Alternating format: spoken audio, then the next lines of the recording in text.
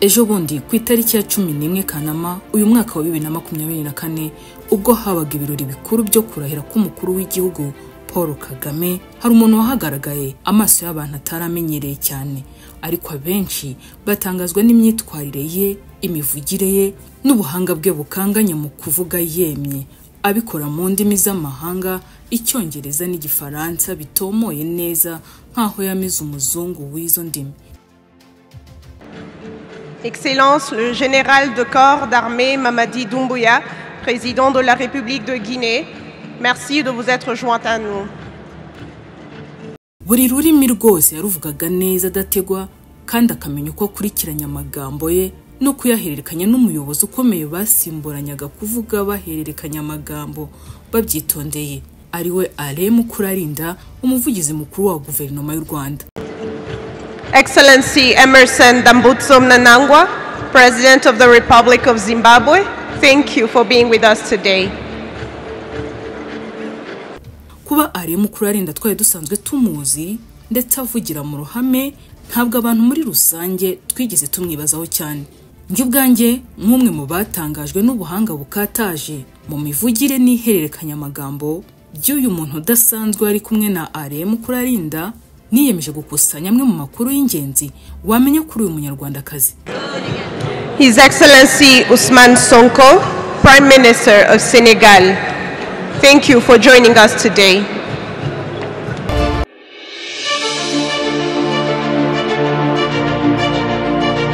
Uyu wavugaga adasobwa na gato, nagize amatsiko yo kumumenya, nubwo ariko kandi ntagize amahirwe yo kumenya buri kantu kose kamushingiyeho, gusa nshaka kumenya bimwe mu bimwerekeyeho, nsanga nawe nabigusangiza. Kije, ikaze, bienvenue, welcome to the BGU space. Ngwino duse n'abasubira inyuma gato ku munsi nyirizina wo kurahira kwa Perezida w'u Rwanda Paul Kagame, maze tumenye umuntu wasusurukije abaturarwanda n'abari barusuye benshi batangariye ubuhanga bwe mu murimo yari ashinzwe wo guhererekanya amagambo cyangwa se MC, afatanyije n'umuvugizi mukuru wa guverinoma Alain Mukurarinda.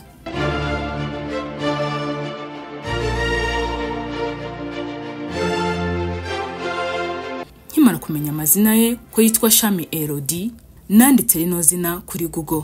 Ikintu cya mbere cyahise kiza, bansubije ku itariki ya 18 Werurwe muri uyu mwaka wa 2024. Mbona umutwe w'ikinyamakuru igihe.com ugira uti Shami Elodie yagizwe umuyobozi mukuru wa Imbuto Foundation.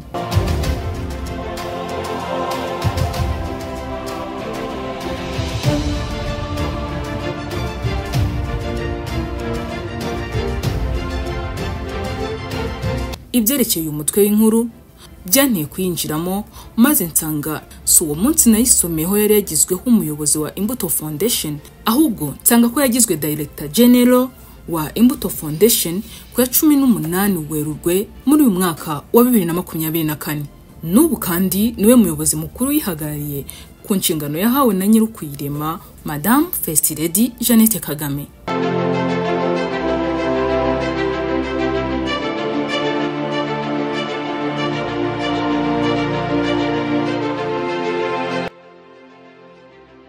Imbuto Foundation ibinyujije ku mbuga nkoranyambaga zayo niyo ubwayo yemeje ko Elodie Shami yagizwe umuyobozi mukuru wayo ku munsi wari wo kuwa mbere ahari tariki ya 18 Werurwe muri uyu mwaka nk'uko twabivuze.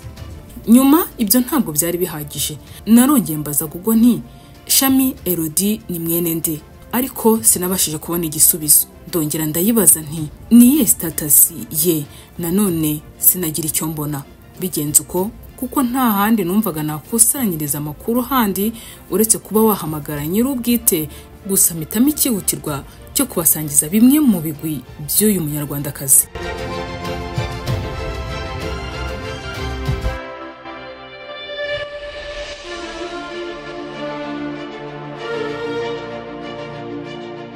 Ubundi nyuma ya First Lady Jeannette Kagame, ninde muntu ushobora kugirirwa icyizere cyo kuyobora Imbuto Foundation yubatse ibigwi mu karere muri zimwe zashinze imizi mu guteza imbere umwana w'umukobwa?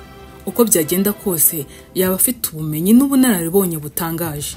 Shami Elodie usibye kuba yaragizwe umuyobozi mukuru wa Imbuto Foundation, yakoze imyaka 10 akora muri gahunda zo kurengera abana, diplomasi, ubushakashatsi ndetse no guteza imbere abakora ubushakashatsi. Afite impamyabumenyi y'icyiciro cya gatatu cya kaminuza muri Information System yakuye muri kaminuza ya Maryland mu mwaka wa 2020. Aha yari yaratangiye kuhiga mu 2018.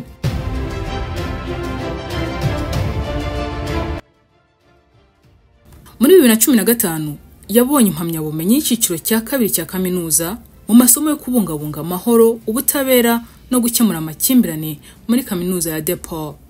Elodie yagizwe umuyobozi mukuru wa Imbuto Foundation asimbuye Vugayabagabo Jackson wari uri kuri uyu mwanya by'agateganyo kuva muri Kanama mu 2023. Uyu Shami kandi Elodie ari mu bagize inama y'ubutegetsi y'ikigo cy'abanyamerika Meto. Shami kandi n'ubwo ku ya 11 Kanama mu 2024 aribwo yagaragaye mu birori bikomeye ngo asanzwe n'ubundi akora imirimo nk'iyi ariko yo guhererekanya amagambo ariko atari mu birori byari byo byose ahubwo mu birori byihariye. Son Excellence Monsieur Ismaël Omar Guelleh, président de la République de Djibouti. Bienvenue à cette cérémonie.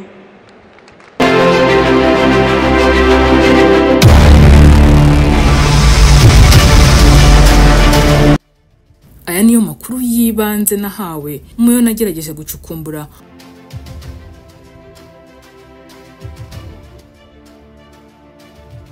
Uhereye ku kuba yarasomaga amazina ya buri muyobozi mukuru winjiraga mu birori, uhereye ku perezida kumanuka kugera ku bari bahagarariye amadelegasiyo atandukanye, yasomaga amazina yabo izina ku rindi nk'ahasanzwe abazi, uhereye ku ikaze yabahaga muri buri rurimi buri mu perezida avuga n'akanyamuneza nk'umunsi w'ibirori nyine. Byahise bishusho yitandukaniro uyu munyarwandakazi afite ku bari bitabiriye ibirori baraho bose.